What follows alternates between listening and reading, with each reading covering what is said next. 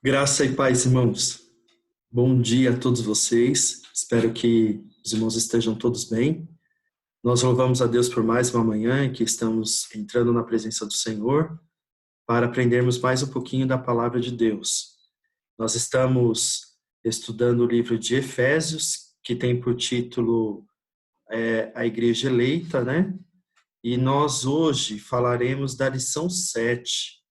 Glória seja dada ao Senhor. A cada semana que avançamos, vamos aprendendo um pouquinho mais, aprofundando um pouquinho mais a palavra de Deus. Isso para nós é uma honra e nós adoramos ao Senhor por tudo que Ele tem feito por nós. Eu sou Abner, da Igreja Assembleia de Deus Unida, e nós então estaremos aqui apresentando aos irmãos um pouquinho da nossa lição. Antes de adentrarmos nela, eu gostaria de parabenizar todos os professores que nesta semana foi comemorado aí o Dia do Professor. Parabéns a todos vocês que se dedicam também a ensinar a palavra de Deus. A melhor escola é a escola bíblica, onde nós podemos ler, meditar e aprender a palavra. Então, feliz e bem-aventurado aquele que se esmera na palavra, que busca, que estuda, não para vanglória, mas para louvor e honra do nome do Senhor, para poder ensinar a outros, evangelizar e ganhar almas para o reino de Deus. Parabéns a todos vocês. Nesse momento nós vamos orar ao Senhor e eu quero convidar você a fechar os teus olhos. Amém? Senhor Deus e Pai, soberano, nós te louvamos, nós te adoramos e pedimos a Ti, ao Senhor, que nesta manhã o Senhor venha pela Tua misericórdia abençoar toda a Tua igreja, abençoa Teu povo e nos dá, Senhor, a Tua graça para falar da Tua palavra, para que Teu povo tenha entendimento, Deus, da Sua mensagem, do Teu ensino, Senhor. Assim nós oramos que, à luz do Espírito Santo, nós possamos, nesta manhã, Senhor, aprender de Ti. Ó Deus, assim nós louvamos e agradecemos. Também te agradecemos pela vida dos professores, Pai, que têm se dedicado à Tua obra. Capacita-os, ó Deus, em nome do Senhor Jesus Cristo. Assim nós oramos e Te somos gratos, ó Pai, em nome de Jesus. Amém, Senhor. Glória a Deus. Então, nós vamos compartilhar aqui o nosso tema de hoje, que tem por título A Igreja Cristo é a nossa reconciliação com Deus. Na semana passada, nossa professora, irmã Silvana, falou sobre o estado dos gentios que estavam sem Deus, como que era esse estado, né? Nós vimos ali a respeito das alianças que foram feitas, Deus chamando Moisés, Deus chamando Abrão, Deus chamando Davi, e nós vemos todas as alianças como o Senhor vem fazendo ao longo da história, né, progressivamente. E aqui, na lição de hoje, dando continuidade ao mesmo capítulo, capítulo 2 de Efésios, mas agora do versículo 2, do versículo 14 ao versículo 19, nós vamos tratar deste assunto, que Cristo é a nossa reconciliação com Deus. Então, como leitura, eu convido os irmãos aqui a abrirem Efésios 2, e aqui nós temos então o versículo 14 ao 19. Nós leremos agora. Porque ele é a nossa paz, o qual de ambos os povos fez um, e derribando a parede de separação que estava no meio, na sua carne, desfez a inimizade. Isto é, a lei dos mandamentos, que consistia em ordenanças, para criar em si mesmo, dos dois, um novo homem, fazendo a paz. E pela cruz, reconciliar ambos com Deus em um corpo, matando com ela as inimizades. E vindo, ele evangelizou a paz a vós que estáveis longe, e aos que estavam perto. Porque por ele, ambos temos acesso ao Pai em um mesmo Espírito. Assim que já não sois estrangeiros, nem forasteiros, mas concidadãos dos santos e da família de Deus.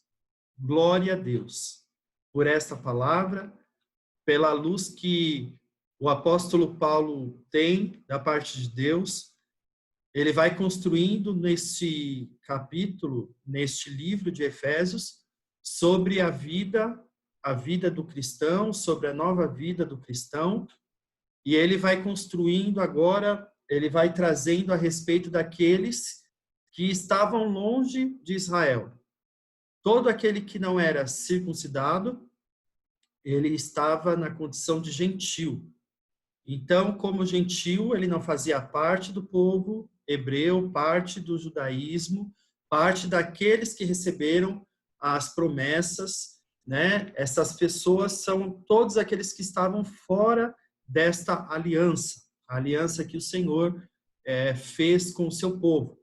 E quando ele fala para Davi, ele diz que no trono dele se assentará, né? Se assentaria o Filho de Deus, o Messias, o nosso Senhor Jesus Cristo. Hoje nós já temos essa declaração e entendimento, sabendo então que o Senhor Jesus, o Filho de Deus, veio ao mundo para salvar a humanidade e nele foi colocado todas as coisas. Em Cristo, todas as coisas foram feitas para ele, por ele, mediante a ele, e nós adoramos a Deus porque ele nos abriu uma grande porta. Nós, eu, você, somos gentios no sentido de não sermos judeus, no sentido de que estávamos fora desta promessa, fora desta aliança, mas o Senhor Jesus Cristo veio para algo muito especial, muito específico. Então, a verdade que nós temos nesta lição é que, ao morrer na cruz do Calvário, Cristo reconciliou os eleitos, desfazendo a inimizade entre Deus e os homens. Então, partindo daqui, nós falaremos sobre a solução para a inimizade entre Deus e os homens. Cristo fez um novo homem, e a cruz reconcilia o homem com Deus. Então, no primeiro verso, o verso 14 desta lição, diz: porque ele é a nossa paz, o qual de ambos os povos fez um, derribando a parede de separação que estava no meio. Coisa gloriosa. Somente o Senhor Jesus tem a possibilidade, somente ele tem o poder de unir todos, sejam povos, raças, tribos, línguas e nações. Nós vemos que lá, quando o homem tentou construir a Torre de Babel, ele foi distribuído, foi para vários lugares do mundo, se distanciando, formando povos, mas em Cristo Jesus, nós vemos que é possível que eles sejam unificados, né? Sejam juntados aí de uma maneira única, de um modo único, né? Então, nós glorificamos a Deus por isso. E aí, nós vamos entender um pouquinho que na lição anterior, nós analisamos o antigo quadro, né, com a irmã Silvana, acerca dos gentios, em que o apóstolo Paulo descreveu, lá no verso 11 e no versículo 12. E agora nós veremos que houve uma significativa mudança na sequência do capítulo 2. No verso 13, Paulo usa a expressão adversativa, que é a seguinte: mas agora. Ou seja, sai de uma condição e vai para uma nova condição. Olha que coisa poderosa. Para indicar que algo aconteceu, que houve uma alteração. Essa condição foi modificada, né? Essa situação foi modificada. E a situação modificada aqui foram as dos gentios. Mas também para os judeus, que até então eram únicos, agora recebem os gentios com eles. E no versículo 13, então, vai dizer: vós que antes estáveis longe já, pelo sangue de Cristo, chegastes perto. Então, Antes estava longe o gentio, mas pelo sangue de Jesus foi possível chegar perto. Perto de quem? Perto de Jesus. Perto da palavra, perto da salvação. Louvado seja o Senhor por isso. Então, irmãos, Deus está, através de Paulo, ensinando e construindo o novo ministério, um novo mistério. E esse mistério nós vamos falar um pouquinho mais à frente. E aqui no tópico 1, Cristo desfez a inimizade entre os homens. Olha só, aqui nós temos a parede de separação entre os homens. Está relatado em Efésios, no capítulo 2, versículo 14 e 15, e também lá em Atos 21, do 28 ao 30. O que ele vai reportar para nós é a separação que havia. Nossa irmã Silvana, na semana passada, também mostrou essa foto do Templo de Jerusalém. E antes de nós comentarmos um pouco mais, eu gostaria de ler, então, Atos 21, 27, até o 30. Ele vai dizer assim: quando já estavam para terminar os 7 dias, alguns judeus da província da Ásia, vendo Paulo no templo, agitaram toda a multidão e o agarraram, gritando: Israelitas, ajudem-nos! Este é o homem que ensina a todos, em toda parte, contra nosso povo, contra a nossa lei e contra este lugar. Além disso, ele fez entrar gregos no templo e profanou este santo lugar. Anteriormente, eles haviam visto o Efésio Trófimo na cidade com Paulo e julgaram que Paulo o tinha introduzido no templo. Toda a cidade ficou alvoroçada e juntou-se uma multidão. Agarrando Paulo, arrastaram-no para fora do templo e imediatamente as portas foram fechadas.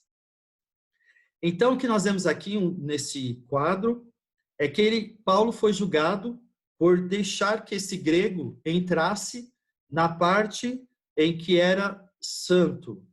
Então, nós vemos aqui que havia uma separação, uma parede de separação. Aqui nós vemos na imagem, nós temos aqui o pátio dos gentios, desta forma aqui também, aqui era a pátio dos gentios. Aqui está mostrando as outras salas, né, do templo, o sinédrio, o pináculo, o pórtico de Salomão, as muralhas, a Antônia, Forte Antônia aqui o pátio das mulheres, mas aqui afora ficava o pátio dos gentios. Então não era um local, era o local onde os gentios ficavam. Eles não poderiam entrar no templo, na parte dos santos, né, na parte onde ficava o Santo dos Santos, era realmente o local da parte religiosa, eles não podiam. Então, os judeus entravam aqui, passava por meio deles, mas entravam para esse recinto que é considerado sagrado, que, né, nós vemos lá na palavra, lá do começo, Deus deu toda a instrução para essa construção, Deus deu a instituição do sacerdote, Deus colocou todas as ordenanças relacionadas para o sacrifício que ainda era realizado para perdão dos pecados. E aí, aqui, irmãos, nós trazemos uma pedra, uma foto, a imagem de uma pedra, que o historiador judeu Flávio Joséfo, lá no primeiro século, ele informa que existiam 13 placas de pedra com inscrições em grego e em latim, e elas foram colocadas ao longo dessa barreira, advertindo os gentios a que não entrassem. Nas palavras de Joséfo, havia uma divisão feita de pedra. A sua construção era muito elegante. Sobre ela ficavam pilares, em distâncias iguais entre um e outro, anunciando a lei de pureza em grego e outras em letras romanas, dizendo que nenhum estrangeiro deveria entrar no santuário. Os arqueólogos descobriram duas dessas placas de aviso, que dizem: nenhum estrangeiro tem permissão de entrar na balaustrada em torno do santuário e do pátio. Quem for pego será responsável por sua decorrente morte. ao lado de uma placa antiga com um aviso aos gentios no Templo de Jerusalém. Então, essas placas eram reais, era um aviso, algo muito significativo, de modo que era passivo, inclusive, de pena de morte. E nós vemos a agitação, a fúria do povo em Atos 21, né, do versículo 27 até o versículo 30, ali destacando, contando como que foi o alvoroço por conta de Paulo ter sido julgado, naquele momento, de ter deixado um grego entrar no lugar santo e não ficado apenas no pátio. Então, diante disso, nós vemos a seriedade do caso e a divisão que havia entre judeus e gentios. E nós vemos que Paulo, irmãos, foi levantado como apóstolo dos gentios. O apóstolo que traz a união, o apóstolo que vai agora trazer o ensinamento a respeito do sacerdócio de Cristo, o grande sacerdócio de Cristo, que realmente abrange a todos, independente se é judeu ou não judeu, se é grego ou não, não importa. Jesus é aquele que une todos os povos. Então, essa parede da separação, ela é uma analogia com as muralhas, então, do Templo de Jerusalém. A estrutura da construção revela o exclusivismo religioso que existia do judaísmo. Entre o santuário e o átrio dos gentios havia um muro de pedra com a proibição de acesso aos estrangeiros. É nesse sentido que Paulo depois vai falar sobre forasteiros, estrangeiros, ou seja, aqueles que estão fora do judaísmo. O extremismo judaico quanto a esse aspecto levou Paulo à prisão, quando ele foi acusado de permitir um grego ultrapassar essa barreira. Bem, e aí depois nós temos no tópico 2 a derrubada da parede da separação. Então, no versículo 14, no verso B, na parte B, ele diz, derribando a parede de separação que estava no meio. Essa parede, ela estava separando de forma literal, então, proibindo a entrada dos gentios. E aí nós chamamos ela de barreira literal. Mas ela também era uma barreira espiritual. Porque uma vez que os gentios não tinham acesso ao lugar santo, ao sacrifício, pelos seus pecados, ao conhecimento de Deus, do único Deus, e que outrora Paulo até vê a estátua e diz ao Deus desconhecido, então pregando a palavra, ensinando a palavra, nós vemos que essa barreira espiritual estava também sendo agora quebrada. Deus envia Jesus Cristo justamente com esta função, também com este propósito. Então, essa declaração, irmãos, da parte de Paulo, que Deus o entrega pelo Espírito Santo, o revela, nós vemos que é uma grande declaração do poder de Deus, o único que pode quebrar barreiras. Então, essa barreira era literal e espiritual, mas por mérito da cruz de Cristo, a divisória foi rompida. Então, a única maneira de derrubar essa parede que existia lá no Templo de Jerusalém, aqui, a única forma de derrubar essas barreiras, e fala-se que ela tinha 1,40 m de altura, eram duas paredes, né, de modo a se juntarem, para quê? Para manter realmente a separação. E aí, nós vemos que a única possibilidade de derrubar essa parede era a cruz do nosso Senhor Jesus Cristo. Era a única forma disso ser quebrado, desfeito. Então, agora nós já não somos forasteiros, mas aí Paulo vai dizer que somos da família de Deus. Foi a cruz de Cristo que possibilitou que essa barreira fosse quebrada de modo literal, e aí nós vamos ver que a igreja, depois a respeito da igreja, Então, a barreira é quebrada de uma maneira que é possível que os gentios agora estejam junto com os judeus para adorarem o único Deus, o Deus verdadeiro. E a barreira espiritual. A única forma dos gentios, chamados então de incircuncisos, como nós vimos na lição passada com a irmã Silvana, então é a única maneira dele se aproximar, dele chegar perto, dele estar com Cristo, dele estar com o Senhor, conhecendo o Senhor. A única forma. É por isso que todos aqueles que querem conhecer a Deus precisam passar pela cruz de Jesus Cristo, precisam conhecê-lo, precisam reconhecer o seu sacrifício e precisam crer que ele é o Senhor. Louvado seja o nome do nosso Deus.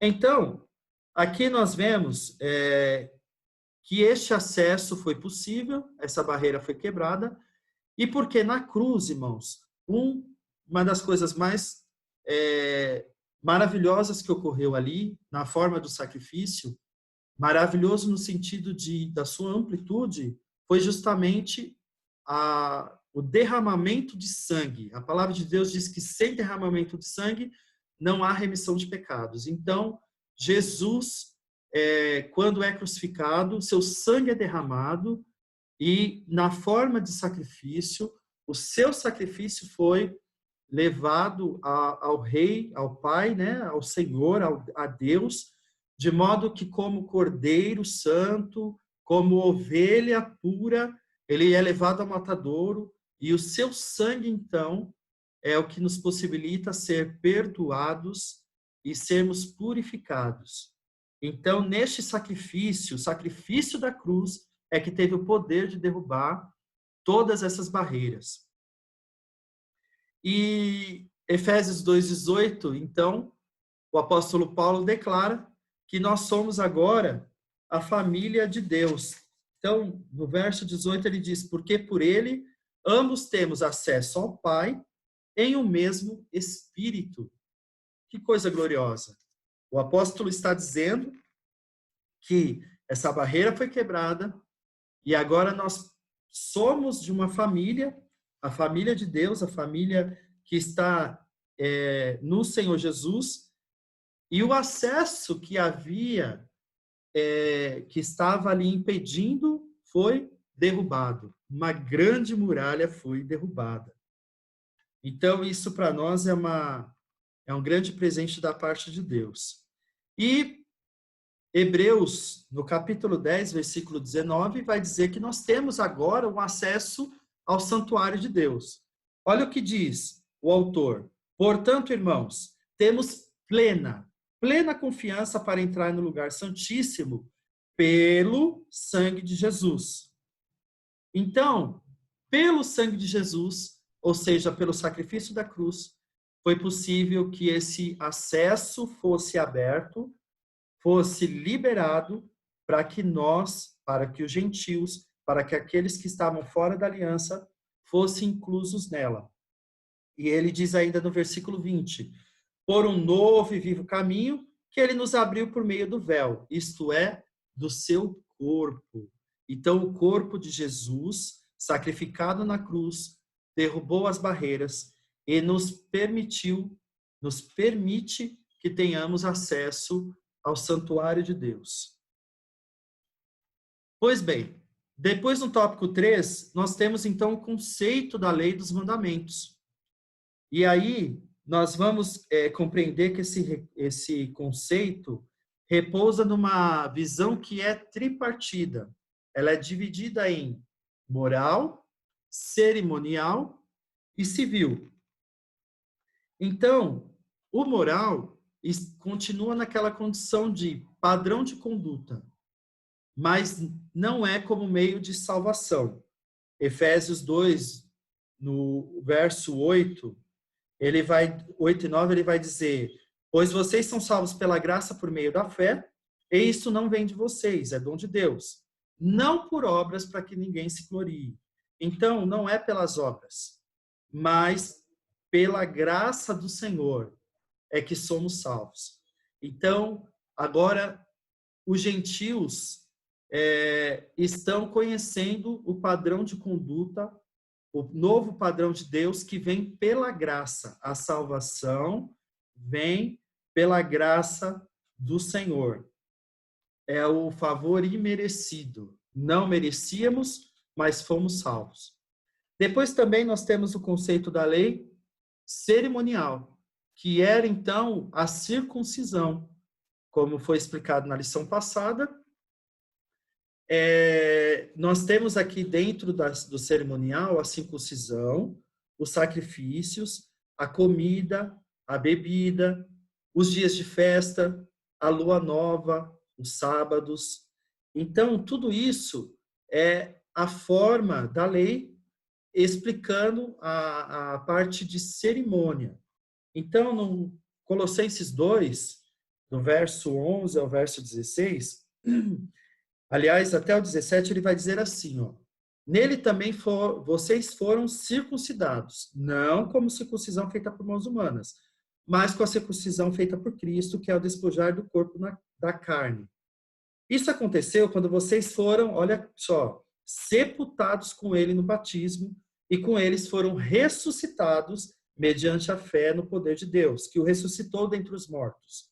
Quando vocês estavam mortos em pecados e na incircuncisão da sua carne, Deus os vivificou em Cristo, com Cristo. Ele nos perdoou todas as transgressões e cancelou a escrita de dívida que consistia em ordenanças e que nos era contrária. Ele a removeu, pregando-a na cruz, e tendo despojado os poderes e as autoridades, fez deles um espetáculo público, triunfando sobre eles na cruz. Portanto, não permitam que ninguém os julgue pelo que vocês comem ou bebem, ou com relação a alguma festividade religiosa, ou a celebração das luas novas ou dos dias de sábado. Essas coisas são sombras do que haveria de vir. A realidade, porém, encontra-se em Cristo. Então, agora no conceito da lei, dos mandamentos, nós vemos um novo entendimento. Os gentios agora passam também a fazer parte, a conhecer as leis. A lei que vem da parte de Deus. E o civil está no sentido ao israelita como cidadão. Então, essa aqui era o conceito mosaico, moral, cerimonial e civil. Essa era o conceito da lei. Tudo estava dentro deste entendimento da lei. Porém, irmãos, com a nova posição agora em Cristo Jesus, com o conhecimento de Cristo, com o sacrifício dele, o conceito da lei agora, ele vai ser revogado pelo Senhor Jesus. E aí, a palavra revogar, ela tem o mesmo sentido de anular, cancelar, rescindir e terminar. É cessar os efeitos de uma lei, de um ato jurídico. Então, no capítulo 2, o versículo 15b, ele diz assim: na sua carne desfez a inimizade, isto é, a lei dos mandamentos, que consistia em ordenanças, para criar em si mesmo os dois um novo homem, fazendo a paz. Então, o apóstolo Paulo agora, ele vai dizer que na carne ele desfez a inimizade, que é a lei desses mandamentos. A lei que era contrária, no sentido, irmãos,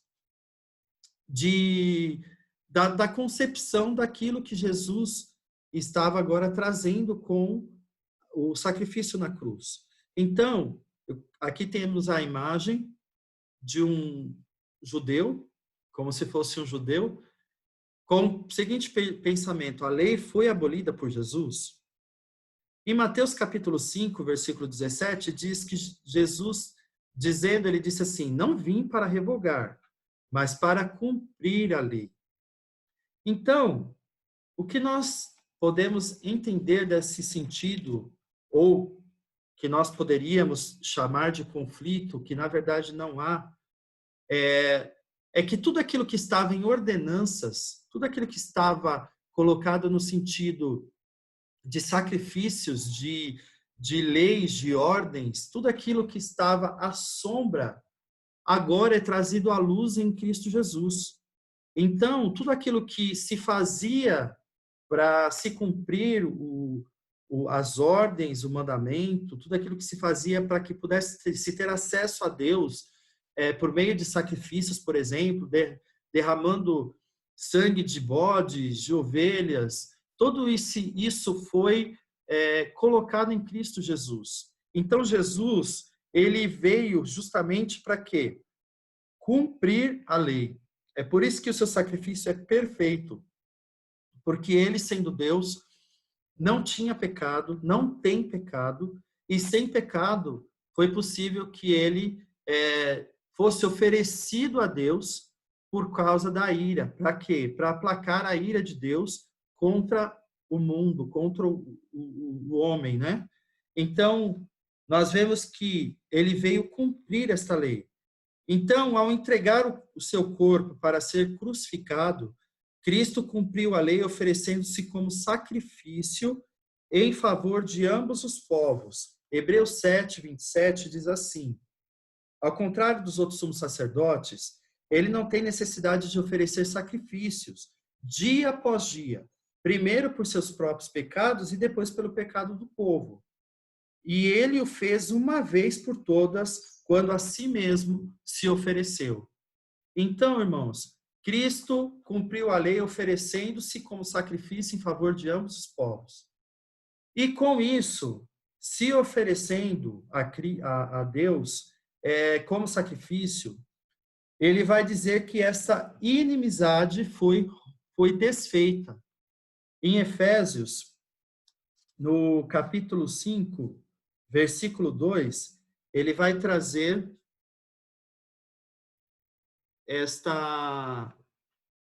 este versículo também, falando que aquilo que era inimizade com Deus e também entre os homens foi desfeita.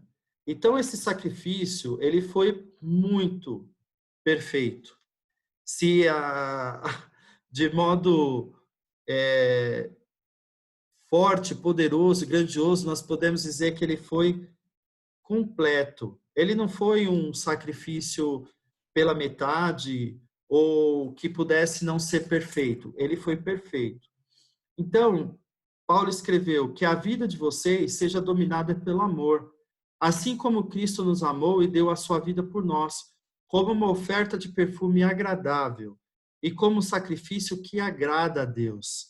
Então, Paulo está dizendo que se nós agora devemos viver em amor, assim como Cristo amou, e temos então com isso uma oferta agradável, um perfume agradável, é um sacrifício que agrada a Deus, significa que nós já temos em Cristo a nossa amizade.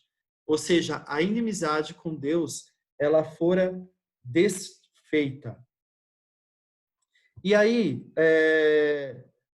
nós vemos que dentro dessa separação, como exemplo, a gente pode ter ali, hoje, nos dias de hoje ainda, um país que é a Coreia. A Coreia é um país que foi dividido, ela era um país fundado ali, né, principalmente por japoneses, e na Coreia ela foi evangelizada pelos norte-americanos e em torno dos anos 1880, quando missionários foram para a Coreia e levaram a palavra. Mas, irmãos, em 1910, acontece ali uma guerra e a Coreia do Norte, ela passou a ser dominada pela União Soviética e a Coreia do Sul pelos americanos. Com essa divisão, a Coreia passou a ser um país onde ficou dividida e depois em 1900 50, a China e a União Soviética ajudaram os norte-coreanos a invadir, então, a Coreia do Sul. E as tropas americanas enviaram socorro, dando início a uma guerra que durou até 1953. De 1948 a 1994, a Coreia do Norte foi comandada por um militar. E só que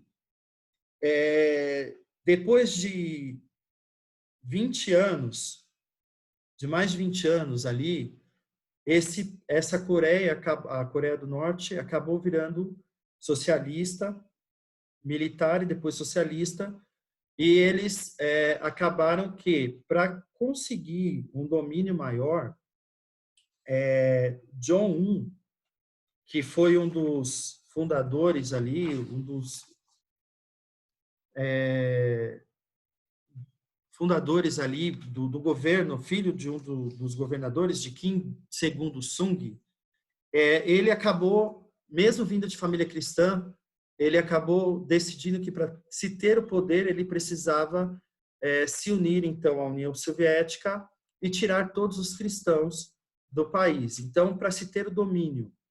E aí foi que ocorreu essa divisão entre a Coreia do Norte e a Coreia do Sul, de modo que a Coreia do Norte, ela hoje é mais pobre do que a Coreia do Sul. Ela é um país que vive uma grande ditadura, né? Lá nem celular pode ser usado, tudo é confiscado, tudo é muito controlado. E como a Coreia do Sul acabou ficando mais com o poder americano, com a influência americana, nós vemos que a igreja voltou a crescer ali e ela teve um grande avivamento ali, de modo que igrejas enormes foram fundadas ali. Mas a Coreia do Norte é um dos países que tem a igreja perseguida, lá não se pode entrar com Bíblia aí, e nós vemos tudo isso. Mas o que eu quero comentar com os irmãos é que por aí a gente, nos dias de hoje, a gente tem uma ideia de que é um país dividido. Há uma barreira entre os dois países, de modo que os parentes que estão no norte não podem encontrar os do sul, de modo que muitos cristãos do norte fugiram, inclusive da Coreia, foram para outros países. Então nós vemos uma grande guerra. Mas Jesus, irmãos, é aquele que pode unir. Jesus é aquele que pode trazer a paz, né, para o seu povo. Então fica esse exemplo para os irmãos pensarem, pesquisarem um pouco mais. Não dá para falarmos mais a respeito, porém é importante nós observarmos o que é o muro de separação e que Jesus, então, derrubou. E para nós, hoje, a barreira que estava nos separando, hoje foi quebrada e nós podemos nos aproximar do Senhor. Agora, continuando, nós temos aqui no segundo tópico, dizendo, pela paz, Cristo fez um novo homem. Então, aqui agora, nós vamos, partindo da expiação da cruz, a paz foi proclamada e de ambos os povos, judeus e gentios, Cristo fez uma nova humanidade. Então, o conceito bíblico de paz é o seguinte: paz é a descrição de boas relações, do fim de um conflito, do estado de tranquilidade, uma qualidade espiritual, e a morte de Jesus na cruz promoveu a paz. Sobre a paz, ocorre em cada um dos livros do Novo Testamento, salvo em 1 João. O termo descreve paz como relações harmoniosas entre homens, entre nações, amizade, as relações harmonizadas entre Deus e os homens e satisfeitas pelo Evangelho, sensação de descanso e satisfação que lhe é consequente. Então, o apóstolo Paulo, quando ele abre essa parte do texto, ele vai dizer que, pela paz, porque ele é a nossa paz, o qual de ambos os povos fez um. Então, Paulo vai declarar que, quando uniu-se, quando o seu sacrifício foi executado, ele trouxe a paz no sentido de juntar, de unir os gentios e os judeus, de modo a construir uma nova humanidade, um novo povo. E aqui uma declaração, né? Cristo não é apenas o autor da paz, mas literalmente ele é a nossa paz. Então esse é o conceito de comunhão espiritual em que Cristo habita em nós, sendo ele mesmo a nossa paz. Olha só, João, no capítulo 14, versículo 23, diz: se alguém me ama, Jesus dizendo, obedecerá a minha palavra, meu Pai o amará, nós viremos a ele e faremos morada nele. A paz de Jesus Cristo esteja com você, a paz do Senhor Jesus está conosco, porque ele mora em nós. E ele enviou o seu Espírito Santo para nos lembrar disso todos os dias. A paz do Senhor foi possível, foi trazida a nós. Nós vivemos no reino espiritual e temos essa paz com Jesus. Ele nos concedeu. Ele é o motivo da paz. Então, Paulo estava dizendo, olha, a guerra que havia entre judeus e gentios se encerra em Cristo Jesus. A guerra que existia entre povos, assim como nós estávamos falando aqui sobre a Coreia, é possível, seria possível, se eles obedecessem à palavra de Deus, se eles se entregassem a Jesus, da forma que eu tenho certeza, imagino que a igreja que está na Coreia do Sul deve orar, interceder, para que haja uma paz naquele lugar, mas por causa do homem, por causa dos conflitos políticos, isso ainda não foi possível. Então, nós vemos que quando Cristo entra numa nação, numa situação, irmãos, a paz de Deus é estabelecida. Então, no tópico 2 aqui, nós temos Cristo é o motivo da nossa paz. Porque Cristo habita em nós, sendo ele mesmo a nossa paz. Essa paz repousa onde? Na igreja, entre o crente e Deus, e entre judeus e gentios, o único povo em Cristo Jesus. Essa é, então, uma declaração que o apóstolo faz e ensina agora à igreja. Então, imagino Paulo, de lá da prisão, olhando, vendo os efésios que estavam recebendo a palavra de Deus, e os judeus que já tinham se convertido, mas ainda não tinham entendido o sacrifício de Jesus. O poder que tem, o mistério que tem nesta obra tão gloriosa que o Senhor fez.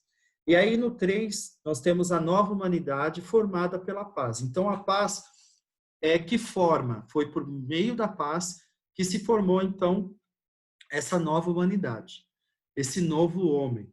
Cristo une os povos que outrora se hostilizavam para criar em si mesmo dos dois um novo homem, fazendo a paz. E aí nós temos então a declaração da igreja.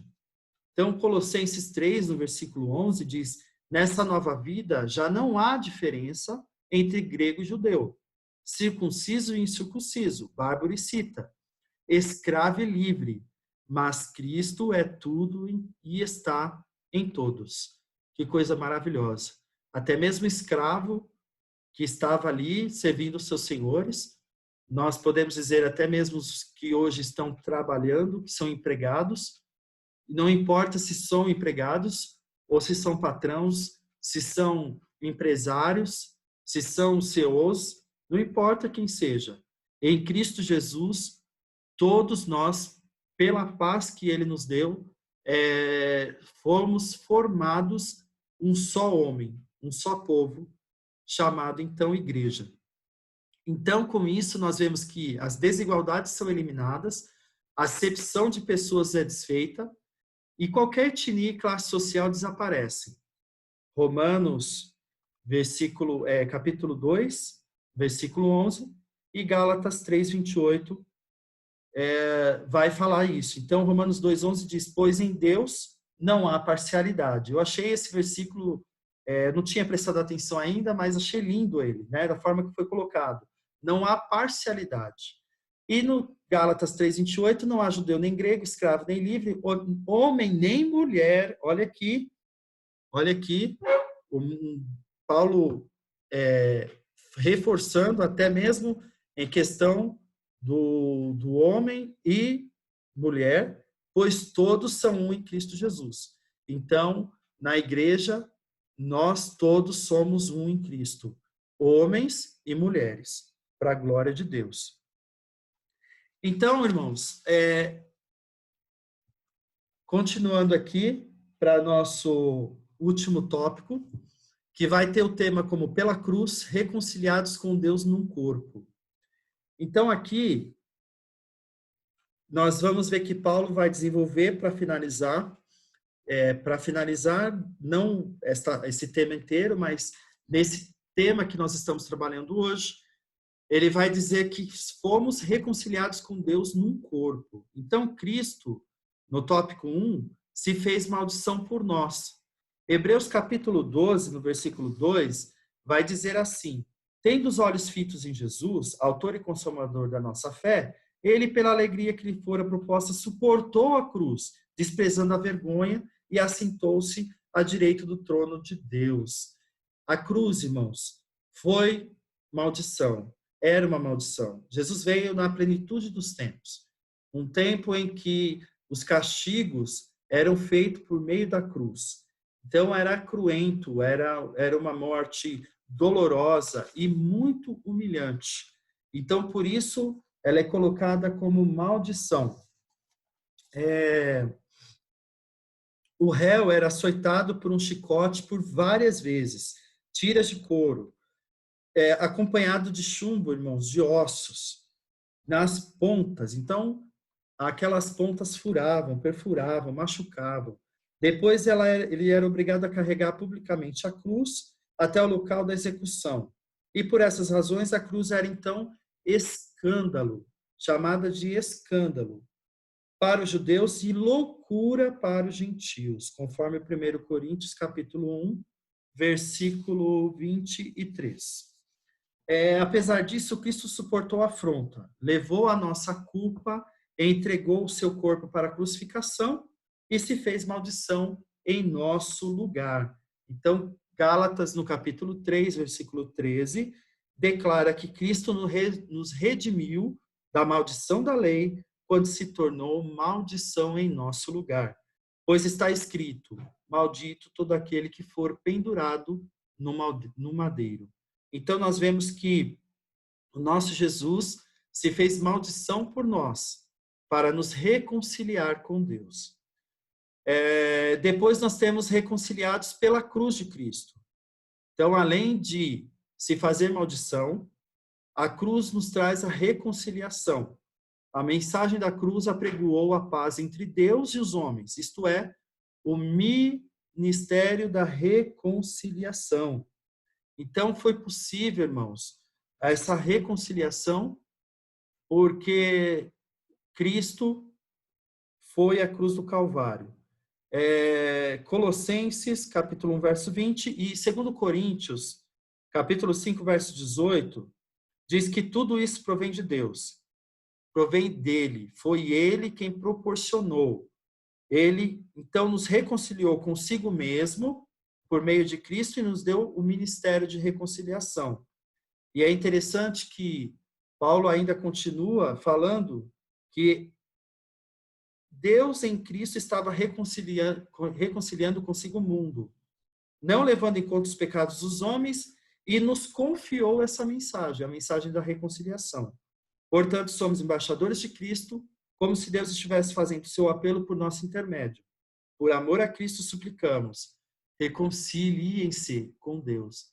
E aí Paulo, então, nos ensina pela palavra que nós devemos levar esta mensagem ao mundo, a mensagem de reconciliação.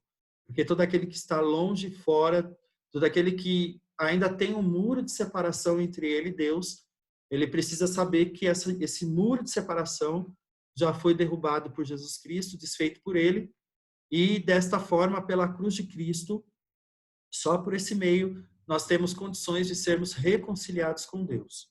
E no terceiro tópico, reconciliados na cruz em um corpo. Então, Paulo cita sobre a maldição da cruz, sobre a reconciliação pela cruz de Cristo, e ele traz, então, que na cruz nós temos a reconciliação por meio de um corpo. Então, Efésios 2, o 16b diz, e pela cruz reconciliar ambos com Deus em um corpo, matando com elas a inimizade. É aí que nós vemos que toda inimizade é cortada, é quebrada, porque nós estamos agora em Cristo Jesus. Então, a inimizade entre gentios e judeus, e entre Deus e o homem, foi desfeita no madeiro. 1 Pedro, capítulo 2, versículo 24, diz, ele mesmo levou em seu corpo os nossos pecados sobre o madeiro, a fim de que morrêssemos para os pecados e vivêssemos para a justiça. Por suas feridas, vocês foram curados.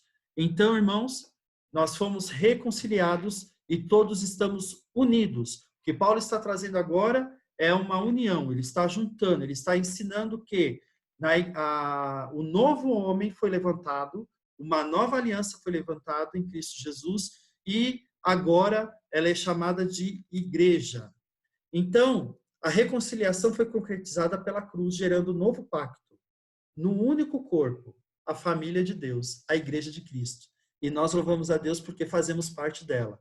Então, no capítulo 2, verso 19, ele diz, portanto, vocês já não são estrangeiros nem forasteiros, ou seja, vocês antes estavam no pátio dos gentios, estavam no pátio separado, mas agora são concidadãos dos santos e membros da família de Deus. Capítulo 3, verso 6, significando que, mediante o evangelho, os gentios são coerdeiros com Israel, membros do mesmo corpo e coparticipantes da promessa em Cristo Jesus. Irmãos, aqui vai um ponto. Israel continua sendo Israel e igreja continua sendo igreja. Nós temos, de uma forma, a separação desses dois povos, dessas duas concepções, porque foram alianças. Mas agora em Cristo todos estamos unidos. E no capítulo 5 a 23, verso 23 vai dizer, pois o marido é a cabeça da mulher, como Cristo é a cabeça da igreja, que é o seu corpo. Então a igreja é o corpo de Cristo, do qual ele é o Salvador. E no verso 30, pois somos membros do seu corpo. Então nós, nesta lição, aprendemos que o Senhor quebrou todas as barreiras que havia entre judeus, entre gentios, e nos uniu, formando a igreja de Jesus Cristo. Então, concluindo, Cristo cumpriu as demandas da lei na cruz, seu sacrifício derrubou as barreiras e aboliu as ordenanças cerimoniais que serviam de divisão. Por meio da paz conquistada no madeiro, desfez a inimizade, criou uma nova humanidade e a reconciliou com Deus. E a partir dela criou um novo povo, a igreja, o corpo de Cristo. Então nós, nesta manhã, podemos adorar a Deus e agradecê-lo porque fazemos parte desta família. Ele nos chamou, ele nos salvou e abriu essa possibilidade. É um novo caminho que nós temos a seguir. Então, irmãos, que nós sigamos a Jesus Cristo, nosso Senhor, e que nós possamos obedecer às suas ordenanças de amar uns aos outros, como ele também nos amou. Então, lembrando que o primeiro mandamento é amar a Deus sobre todas as coisas, e o segundo, semelhante a esse, amando uns aos outros, como ele nos ensinou. E assim fazemos parte da família de Deus, a igreja de Jesus Cristo. Glória seja dada ao Senhor. Então, nesse momento nós vamos encerrar esta aula, nós teremos o bate-papo, e aí será colocado nos grupos o horário, e pedimos que os irmãos participem, comentando, tirando dúvidas, nós estaremos ali para falarmos com os irmãos. Amém? Que Deus em Cristo vos abençoe. Oremos. Soberano Deus e Pai, nós agradecemos por esta oportunidade, por esta lição maravilhosa, por tudo que o Senhor fez por nós. Nós pedimos que, em nome de Jesus, continue, Senhor, nos capacitando e estarmos unidos, Senhor, numa só família. Unidos, Senhor, em Cristo Jesus, em tudo aquilo que o Senhor nos deu. Nós te louvamos, te adoramos e agradecemos em nome do Senhor Jesus Cristo. Amém, Senhor. Amém. Obrigado, irmãos. Deus vos abençoe.